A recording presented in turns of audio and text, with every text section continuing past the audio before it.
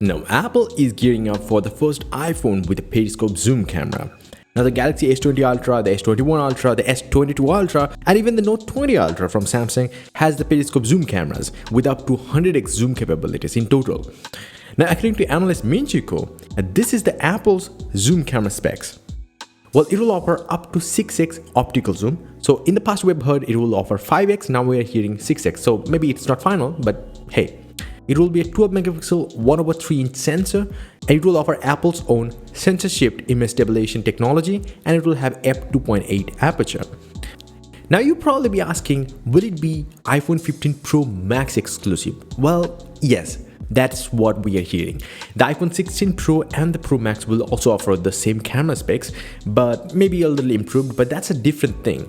But the 15 Pro will not get it. Now, the reason behind this relatively slow adoption of the periscope zoom lenses on flagship phones is that the zoom camera system or the kit itself is very expensive. Now, for example, the current normal standard lenses that Apple uses for its iPhone cameras cost between $1.50 to $2 at the max, whereas the periscope zoom kit can reach up to $15, but that too if the initial supplier's yielding rate is good. Otherwise, the cost of the 5x or 6x zoom camera on the 15 Pro Max can hit up to $70 according to Kuo.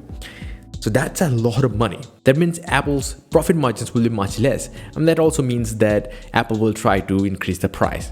I mean, in simple words, the iPhone Pro Max will be more costlier than you might expect. Now, if you don't know, Apple has been working on an unusual 2 prisms in a periscope zoom system and a stack of lenses between these two. Now, that stack will provide the autofocus and may also get configured to do the optical image stabilization.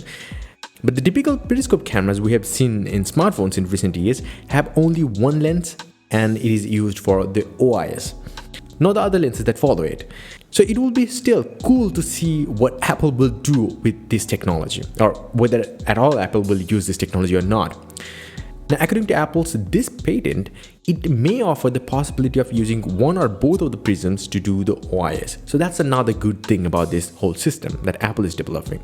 But the other thing that it will do is that this model is going to be much thinner, and it will have f2.4 or brighter aperture. So that's another great thing about this technology that Apple is working on.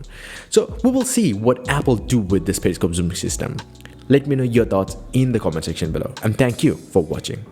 Hey, I will take few seconds to introduce to you my latest wallpaper pack, Agate. Now, these are insanely sharp, beautiful, high-resolution 8K wallpapers made for desktops, laptops, tablets, and your smartphones. You can visit the link in the description to check out. And yeah, you can also subscribe to my website for exclusive discounts. Or simply, you just can visit my website, joindavid.com, for latest tech news that matter. Until the next one, bye and take care.